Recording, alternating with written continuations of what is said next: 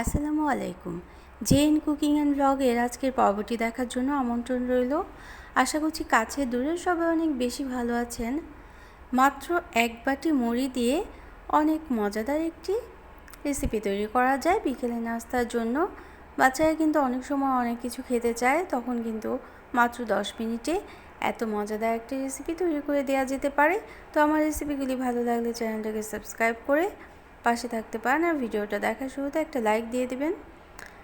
এক বাটি মুড়ি নিয়ে নিলাম এবং সাথে নিয়ে নিচ্ছি কোয়ার্টার কাপ পরিমাণ বাদাম, আর গুড় নিয়েছি। গুড়ের পরিবর্তে চিনিও নেওয়া যেতে পারে। বাদাম নিলাম কোয়ার্টার কাপ, আর সাদা তেল নিয়েছি কোয়ার্টার কাপের একটু কম। তো প্রথমে বাদামটা গুঁড়ো করে নিতে হবে।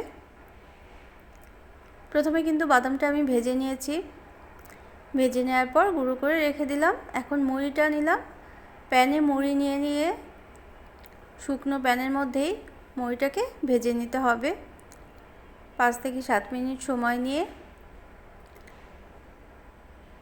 লো মিডিয়াম আছে মুড়িটা ভেজে নিতে হবে যেন পুড়ে না যায়, সেটা কিন্তু খেয়াল রাখতে হবে। একটু মুচমুচে যখন হবে তখন নামিয়ে নিতে হবে। তারপর এই প্যানের মধ্যে আমরা প্রথমে গুড়টা দিয়ে দেব। গুড়ের পরিবর্তে চিনিও দেওয়া যেতে পারে, আর মিষ্টিটা যা যা পছন্দ মতো অবশ্যই দিয়ে নিতে হবে। কতটুকু পরিমাণ সে অনুযায়ী মিষ্টি দিয়ে দিতে হবে। চিনি অথবা গুড় দেওয়া যেতে পারে। এখানে আমি তালের গুঁড়োটা দিয়েছি, আপনারা চাইলে যে কোনো খেজুর গুঁড়ো কিন্তু দিতে পারেন। আখের গুঁড়ো দেওয়া যেতে পারে, আর চিনিও দেওয়া যেতে পারে। গুড়টা একটু জাল দিয়ে নিতে হবে কিছুটা সময়, অল্প পানি দিয়ে লিকুইড করে নিলাম। একেবারে ঘন করার দরকার নেই, একটু যখন ঘন হয়ে আসবে সে পর্যায়ে আমরা বাদাম গুঁড়োগুলো দিয়ে দেব।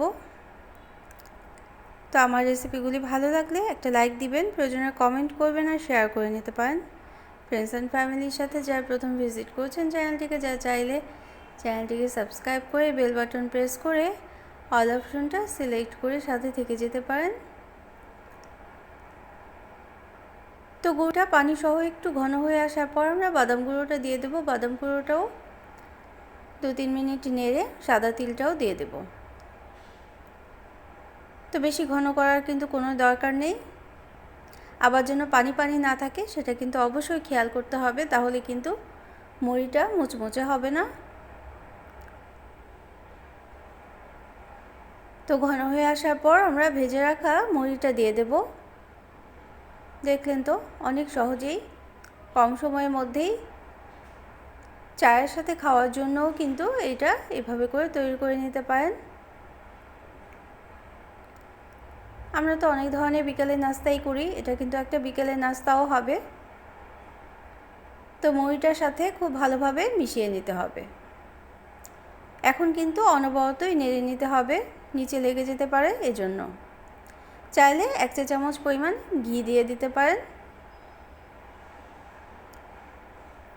তো এখন আমি নেড়ে নেব, নেড়ে একটু ঘন হয়ে আসবে যখন, তখনই আমরা নামিয়ে নেব।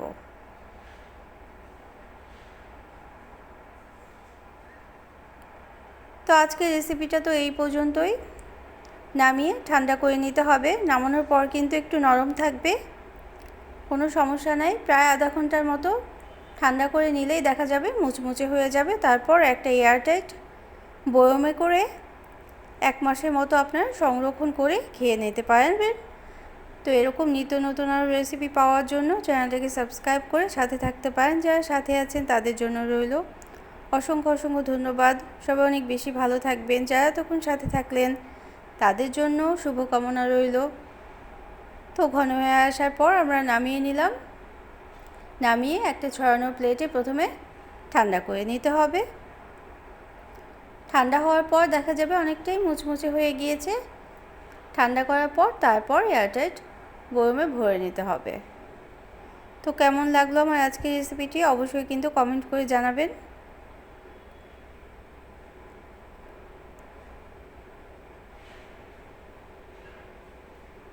তো আমার ঠান্ডা করে নেওয়ার পর আমি একটা কাচের জারে সংরক্ষণ করেছিলাম। ফ্রিজে রাখার কিন্তু অবশ্যই দরকার নেই কোনো।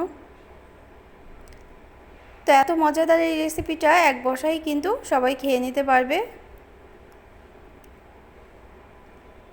আর চায়ের পানি চুলায় দিয়েও কিন্তু এই স্ন্যাক্সটা তৈরি করে নেওয়া যেতে পারে। তো এরকম নিত্য নতুন আরও সহজ রেসিপি পাওয়ার জন্য সাথে থাকবেন। Thanks for watching. Allah Hafiz.